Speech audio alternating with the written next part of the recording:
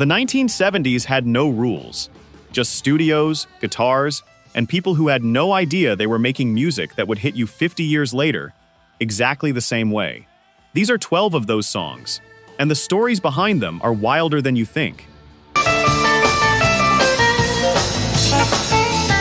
Number 12, Aerosmith, Dream On, 1973.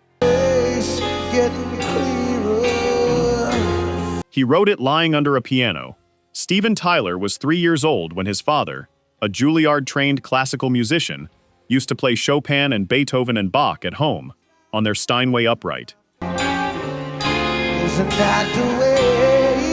Young Steven would crawl under the piano and lie flat on the floor. He wanted to feel the vibrations through the floorboards.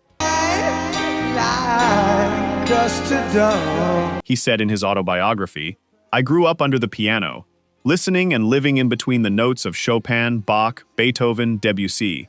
That's where I got that Dream On chordage." Nobody knows where it comes and where. He started writing the chord progression at 17, alone in his family's lodge in Sunapee, New Hampshire, 4 years before Aerosmith even existed. When the band finally formed, Tyler brought the fragment in during rehearsals. He turned to guitarist Joe Perry and said, "Joe, play what my right hand is doing." He turned to Brad Whitford. "Brad, you play the left hand."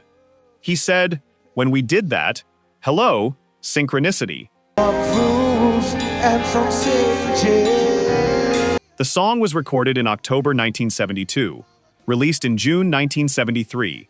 It peaked at number 59 on the Billboard Hot 100. Then it disappeared. The album sold poorly. Columbia Records was unimpressed. They were distracted by a promising new artist they had just signed, a young man from New Jersey called Bruce Springsteen. Aerosmith's manager, David Krebs, begged Columbia to re-release the single. In December 1975, they did. Dream On peaked at number 6 on the Billboard Hot 100 in April 1976.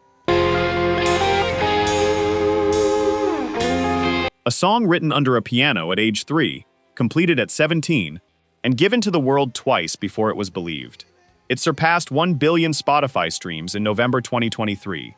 It was inducted into the Grammy Hall of Fame in 2018.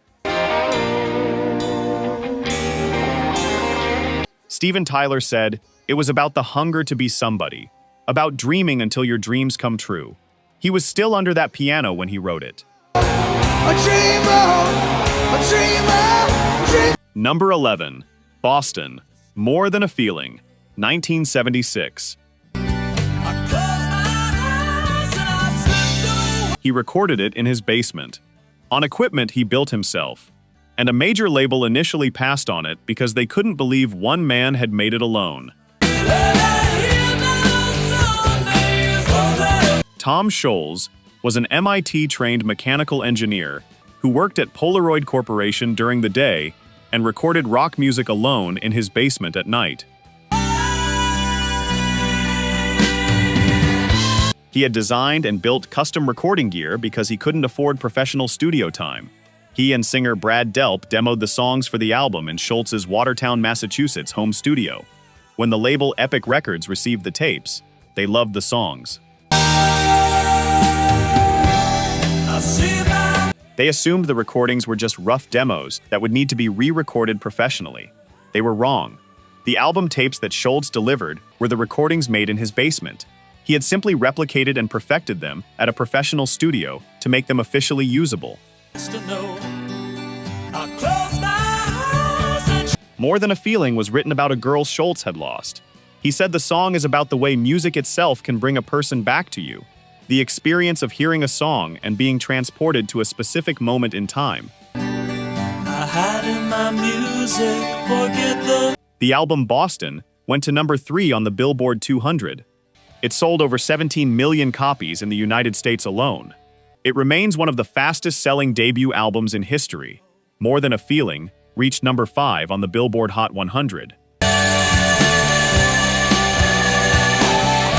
The guitar riff influenced Kurt Cobain so strongly that when Nirvana wrote Smells Like Teen Spirit in 1991, The two songs shared such a similar opening chord pattern that Cobain himself publicly acknowledged the similarity. An MIT engineer built one of the greatest rock albums ever made in his basement, alone, because he couldn't afford a studio. If you just learned something you never knew before, there is a whole lot more where that came from. Hit subscribe to The Rock Lens. Every single week, we go deeper into the real stories, secrets, and hidden history behind the music you have loved your whole life. The button is right there. One click. We will see you in the next one. Number 10. Dire Straits, Sultans of Swing, 1978. Nobody in the pub was listening. Mark Knopfler was having a couple of pints on a cold, rainy evening in South London when he noticed a small Dixieland jazz band playing in the corner of the room. The room was nearly empty. The few people who were there weren't paying attention. The band played on anyway. At the end of their set, the trumpet player stepped up to the microphone and announced, "Good night and thank you. We are the Sultans of Swing." Knopfler said later, "There was something really funny about it to me, because Sultans, they absolutely weren't. They were rather tired little blokes in pullovers." He went home and wrote the song. He used a National steel guitar for the demo. When he bought a 1961 Fender Stratocaster in 1977, he said the whole thing came alive. Dire Straits recorded a 5-song demo at Pathway Studios in London. They took the tape to DJ Charlie Gillette at BBC Radio London. Gillette played the song on air. 2 months later, Dire Straits had a record deal. Quite all right. The single was released in May 1978. Radio wouldn't play it. They said it was too long. Then it broke through. Sultans of Swing hit number 8 in the UK and number 4 on the Billboard Hot 100. Producer Muff Winwood said of Knopfler in the studio, "Mark took care of himself. You just had to say go, and off he went." Guitar World ranked the solo at number 22 of all time. Rolling Stone ranked it at number 32. The Sultans of Swing, the real ones, never knew any of it happened. They were rather tired little blokes in pullovers, and they changed everything. Well, it ain't what they call in a rock and roll. Number 9. David Bowie, Heroes, 1977. Oh, nothing. He was looking out of a studio window when he saw something he was never supposed to see. David Bowie had moved to West Berlin in 1976 to escape the pressures of Los Angeles. He was living quietly with Iggy Pop. They were working together on albums, walking through museums, getting their lives back. We'll keep us together. The studio they recorded at, Hansaton Studio, was located a few hundred yards from the Berlin Wall itself. One afternoon during a lunch break, Bowie looked out of the control room window. He saw 2 people kissing. They were standing directly in the shadow of the Berlin Wall. East German guard towers rose above them. Guards with rifles could see exactly where they were standing. The couple did not care. Bowie watched them from the window. Then he found out who they were. It was his own producer, Tony Visconti, who was still married to singer Mary Hopkin at the time, kissing a German woman named Antonia Moss directly beneath the guns of the Berlin Wall. Bowie said in a later interview, "I always said it was a couple of lovers by the wall. Actually, it was Tony Visconti and his girlfriend. I could see that Tony was very much in love with this girl, and it was very touching." We could be heroes. He wrote the lyrics standing at the microphone. He improvised most of the vocal in the moment. Heroes reached number 24 in the UK on first release. it was not an immediate chart success. Over time, it became one of the defining songs of the 20th century. When Bowie performed it at the Concert for Berlin in 1987, thousands of East Germans gathered on the other side of the wall to listen. People who could not cross, people who could hear. Number 8. Elton John, Tiny Dancer, 1971. He wrote it about a woman he had never met. Bernie Taupin was Elton John's lyricist. They had been collaborating since 1967 through a music publisher who had matched them as unknowns. They worked by post. They had never spoken. Taupin would write lyrics. John would set them to music. In 1970, Taupin traveled to America for the first time as part of Elton John's first American tour. He was 20 years old. He was overwhelmed by the women of Los Angeles, their beauty, their freedom, their ease with themselves. He watched them sewing patches on their jeans and sitting at pianos in Laurel Canyon apartments. He fell in love with the entire landscape of it. He went home and wrote Tiny Dancer. The seamstress for the band in the lyrics was a woman named Maxine Feibelman, who was sewing denim patches for musicians on the Sunset Strip. Taupin married her in 1971. They were married for 6 years. Elton John took the lyrics and built a piano arrangement that runs over 6 minutes. The song reached number 41 on the Billboard Hot 100 in 1972. It was not a hit on first release. Then, in 2000, 29 years later, the film Almost Famous used the song in a scene where a bus full of exhausted musicians spontaneously begins singing it together. Tiny Dancer became one of the most beloved songs in America, almost 3 decades after it was written. A song Bernie Taupin wrote about falling in love with Los Angeles when he was 20 years old. He gave those feelings to Elton. Elton gave them to the world. Number 7. The Eagles, Take It Easy, 1972. The song was written in the back of a truck by 2 people who barely knew each other about a town one of them had never visited. She's a friend of mine. Take it easy. Glenn Frey of the Eagles and Jackson Browne were neighbors in the troubadour scene of Los Angeles in the early 1970s. One morning, Frey heard Browne playing a half-finished song through the wall of his apartment. Don't let the sound of your own. He knocked on the door. Browne had the verse and the chorus. He had the girl in a flatbed Ford. He had the 7 women on my mind. He did not have the second verse. Frey sat down and finished it. I gotta know if you're... The town in the song, Winslow, Arizona, is not a place Browne or Frey had been when they wrote the song. The name fit the meter. Don't say maybe. When the song was released as the Eagles' debut single in May 1972, it reached number 12 on the Billboard Hot 100.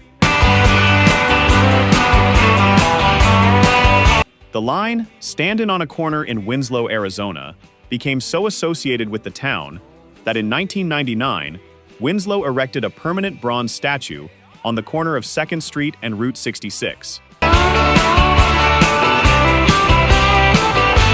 A man in a cowboy hat, a flatbed Ford parked beside him, a painted mural. The town of Winslow, Arizona had been economically declining for decades. The song revived its tourism industry. 2 musicians in neighboring apartments, a song finished through a shared wall, and a small Arizona town that will never be forgotten. She's so hard to find. Number 6. Deep Purple, Smoke on the Water, 1972. They watched someone burn down the studio. Deep Purple were in Montreux, Switzerland, in December 1971. to record an album using the Rolling Stones mobile studio, a state-of-the-art recording truck that the band had rented. They were watching a Frank Zappa and the Mothers of Invention concert at the Montreux Casino on December 4th, when someone in the audience fired a flare gun. The ceiling caught fire. The concert hall burned to the ground.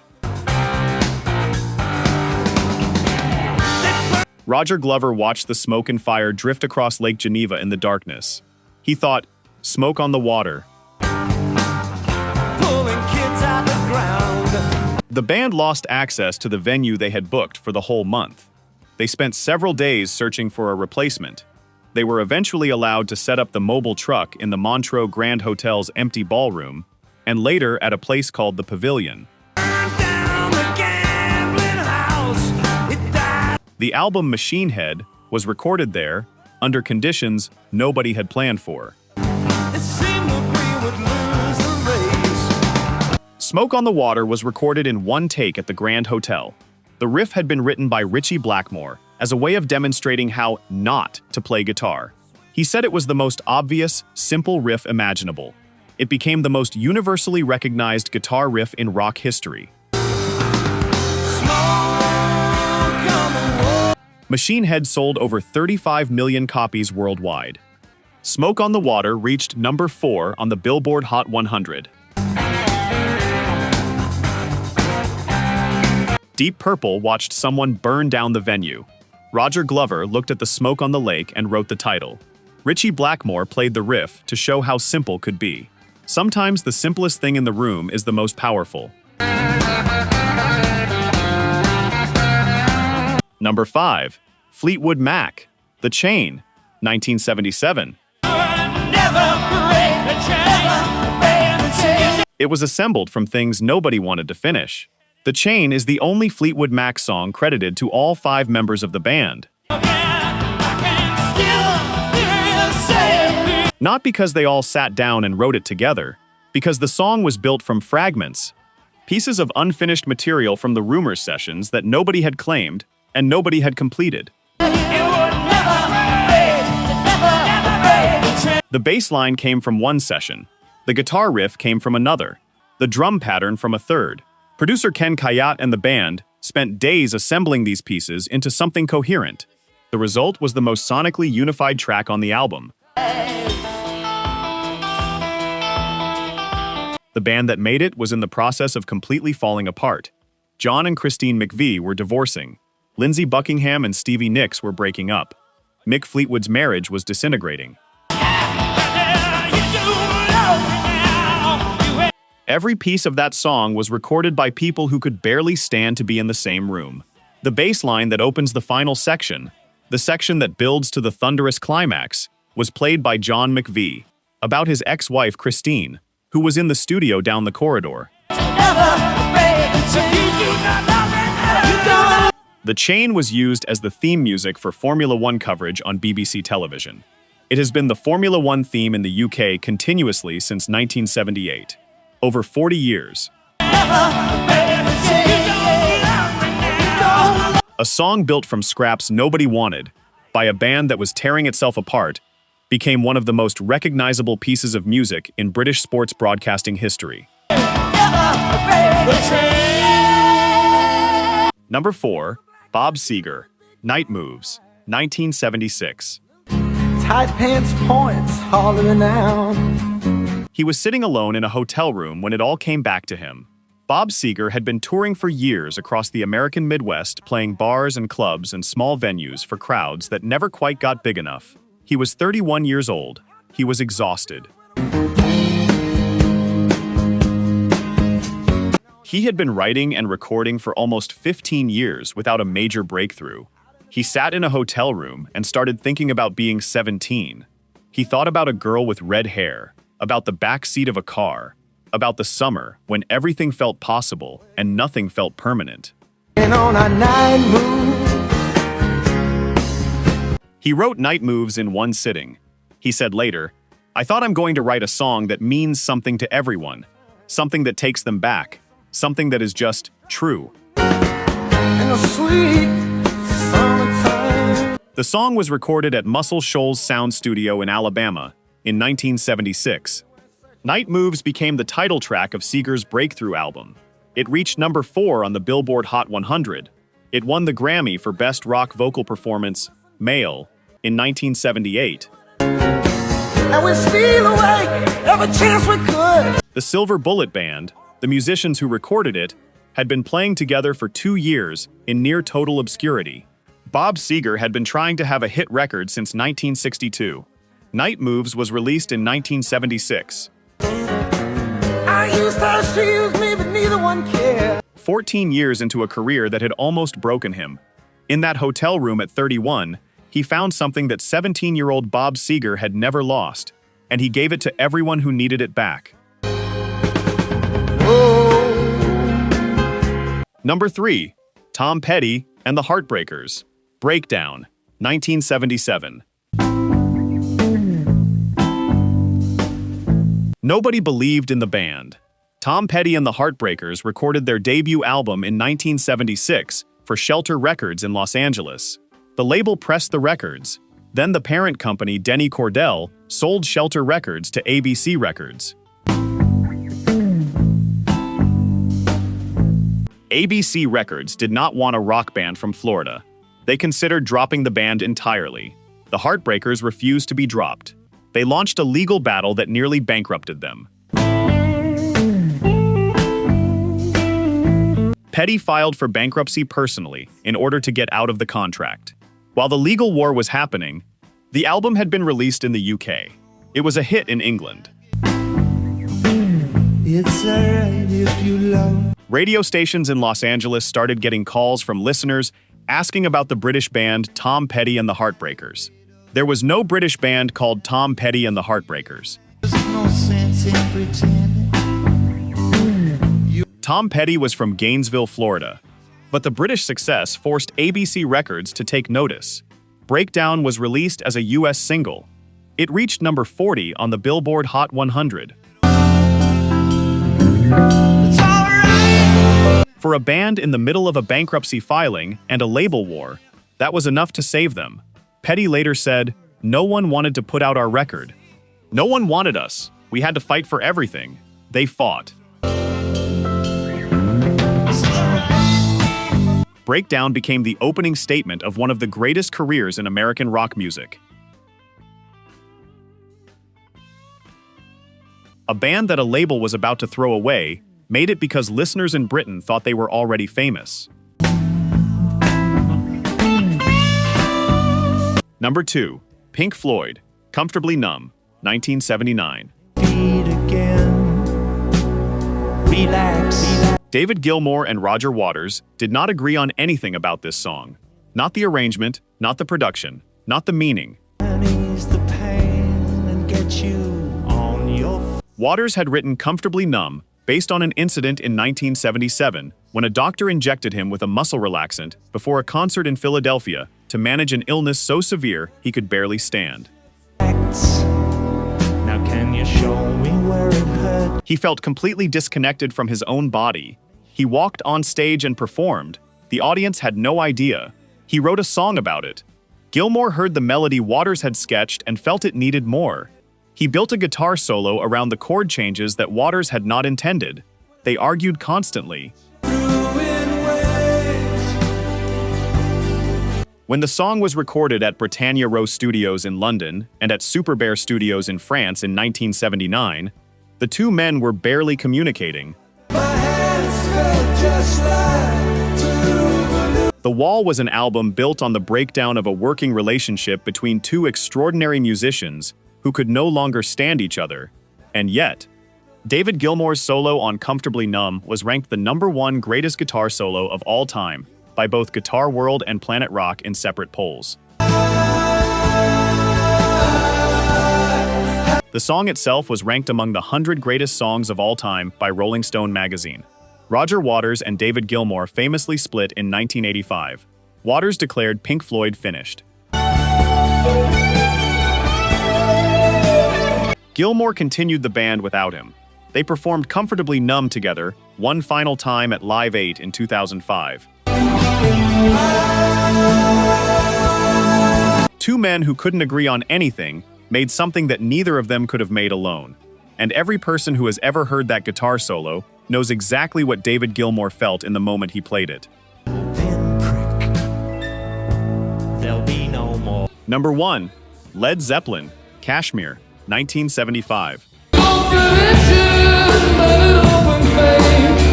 Robert Plant said, "There are places that get inside you. Kashmir got inside Led Zeppelin." Jimmy Page and Robert Plant were driving across the Sahara Desert through Morocco in 1973 when the landscape overtook them. The horizon stretched in every direction. The road ahead disappeared into nothing. The sky was enormous. The sun was unrelenting. There were no people. There was nothing but the earth and the sky, and the sense of something ancient beneath the wheels. Page started hearing a chord sequence. Plant started thinking in words. The song took 2 years to finish. When they recorded Kashmir in 1974, Bonham played the drum pattern while the rest of the band worked around it. An orchestra of strings and brass was later added to fill the space the band had left deliberately open. Plant said, "Kashmir, to me, is the definitive Led Zeppelin track. It was the one that stretched everything we were about to the absolute limit. The time signature was unusual." 4/4 drums over a 3/4 guitar riff, the two patterns pulling against each other, creating a sense of movement that matched the landscape exactly. Kashmir was never released as a single. It charted only in places that played it on radio without a push. Rolling Stone ranked it among the 100 greatest songs of all time. Guitar World named it the greatest rock riff ever recorded. Physical Graffiti, the album it came from, debuted at number 1 in the UK and the United States simultaneously. A Drive Through the Sahara, 2 years of work, no single released, and still, the most ambitious piece of music Led Zeppelin ever made.